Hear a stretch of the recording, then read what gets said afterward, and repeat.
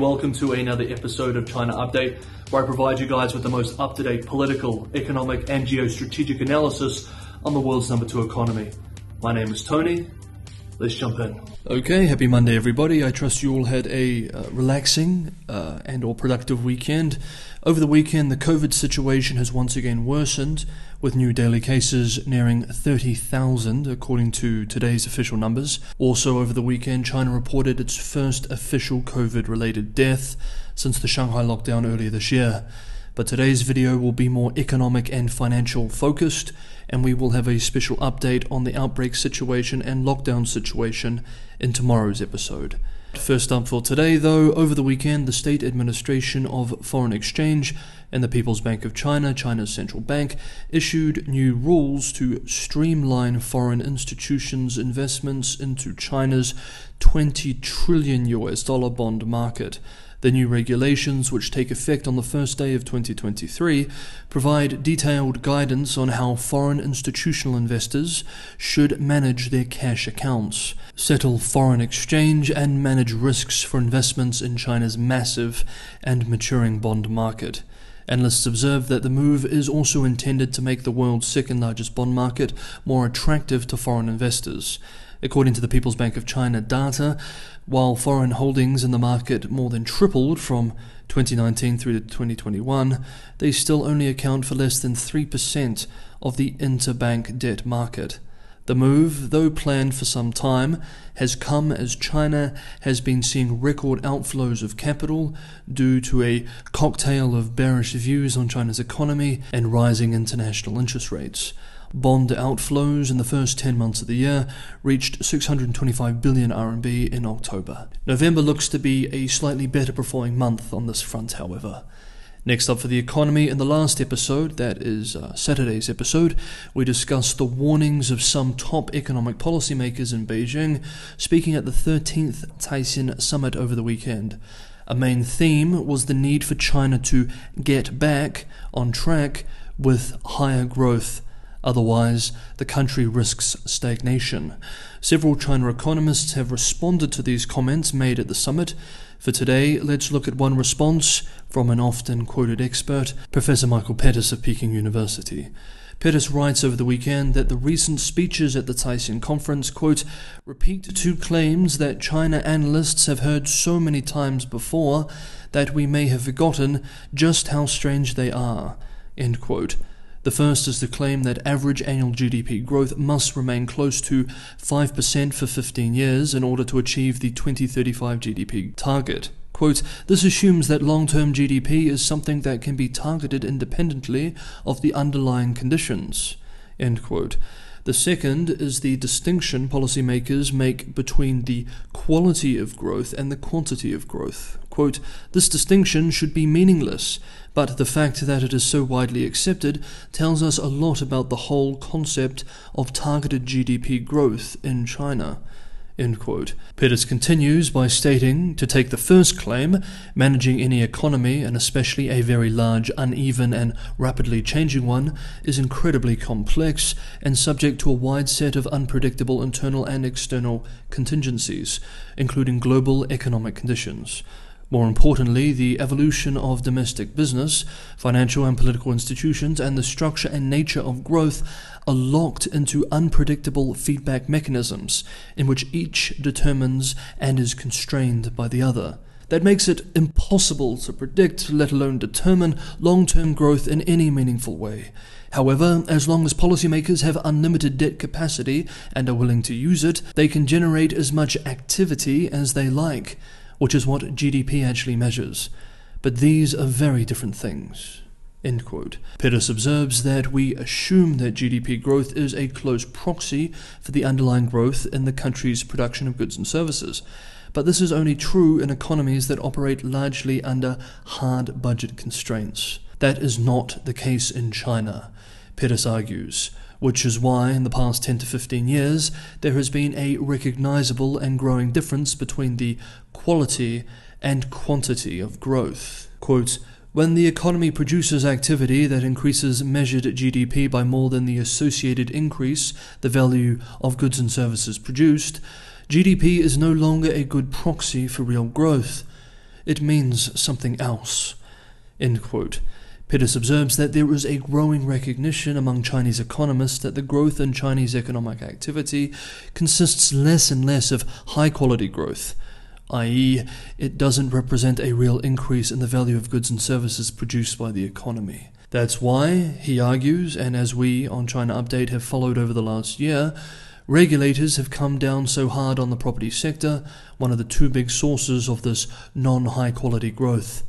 If this growth was real, i.e. if it created increases in economic value in line with associated increases in GDP, why bother clamping down on it? Pettis asks rhetorically. The problem, he concludes, is that nearly 40 years of explosive, investment-driven growth has restructured China's business, financial, and political institutions around the need for continued high levels of investment-driven GDP growth. Quote, "That's what makes it very hard to back down.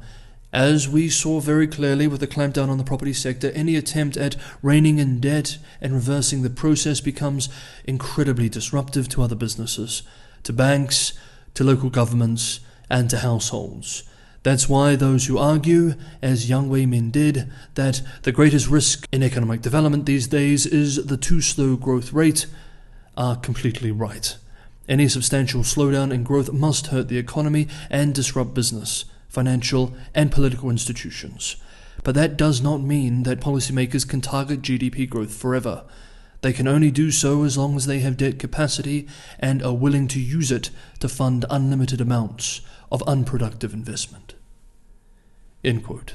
And sort of on this theme, we have one more important update to cover related to the economy and specifically financial risk. Hey guys, if you enjoyed the episode, don't forget to hit that like button, it's a big help. And if you enjoy China Update generally and you haven't subscribed, maybe consider subscribing. Hit that bell notification button and you will have these episodes as soon as they're released, and you'll be on top of the most recent developments here in China.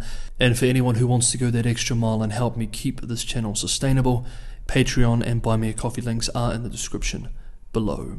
As always, thank you so much everybody for the ongoing support. And finally, for the economy, yesterday, Hong Kong-based South China Morning Post published an excellent report on how the ongoing zero-COVID restrictions have caused deep and lasting damage to China's previously highly dynamic small and micro-business environment, despite policies rolled out to protect them. Quote, "Not even a 3-month grace period on his fast-maturing loans is enough to brighten the day of small business owner Jason Wang. With debts of more than 7 million RMB, $982,000 to multiple banks, the extension is of little help when repeated COVID-19 lockdowns are disrupting the cash flow of his medical supply company." End quote.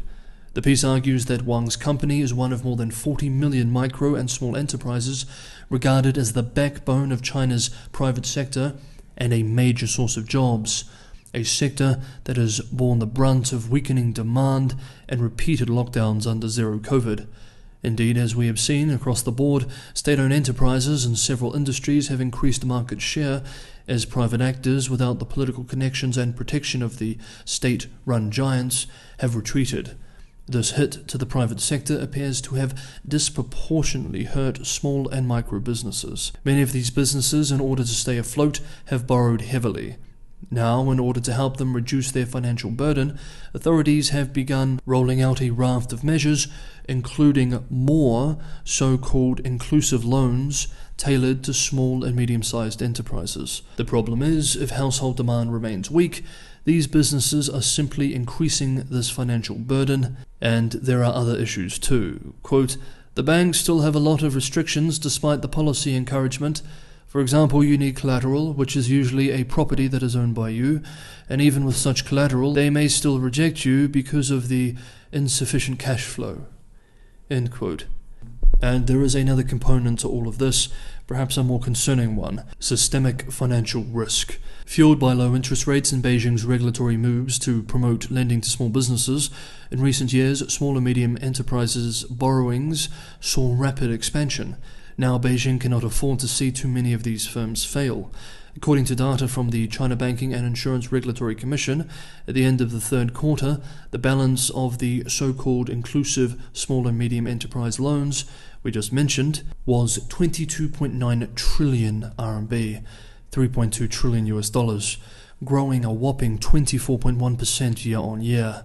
Indeed, in the first 9 months of this year, more of these loans in value were granted than in all of 2021 combined. And this is in an environment of poor economic performance and slowing retail demand.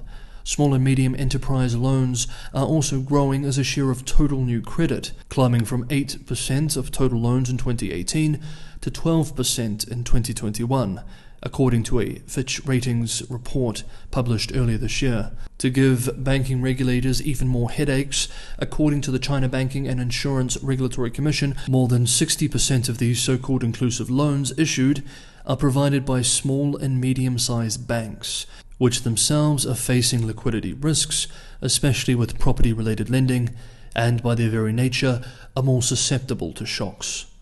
Policymakers are thus between a rock and a hard place. They want to keep small businesses afloat for the sake of the economy, but they also fear increasing financial risk too much. With the property crisis and zero COVID continuing to weigh on demand and the economy generally, this is an increasingly difficult tightrope to walk. Okay, that is today's episode of China Update. Thank you so much everybody for watching. I will see you all tomorrow.